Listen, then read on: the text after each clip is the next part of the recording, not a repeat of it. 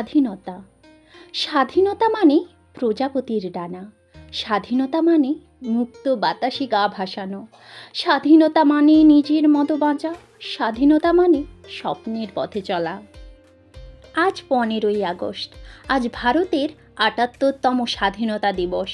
এই দিবসে অনেক বীর শহীদ তাদের জীবনের পরোয়া না করে আমাদের দেশকে স্বাধীন করার কাজে নিজেদের জীবনকে উৎসর্গ করেছিলেন।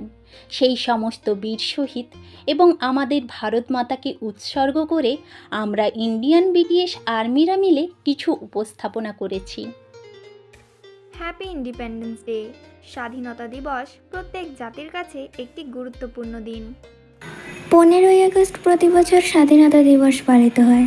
স্বাধীনতা দিবস আমাদের একটি জাতীয় উৎসব।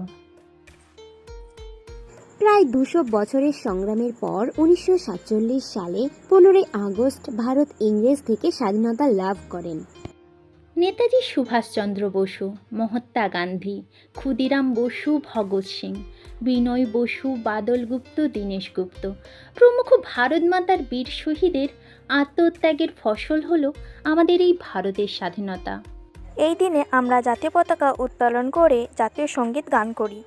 স্বাধীনতা দিবস উপলক্ষে দেশে বিভিন্ন জায়গায় সাংস্কৃতিক অনুষ্ঠান হয়। এই দিনে ভারতের প্রধানমন্ত্রী দিল্লির লালকেল্লায় জাতীয় পতাকা উত্তোলন করে দেশের জনগণের উদ্দেশ্যে বক্তৃতা দেন।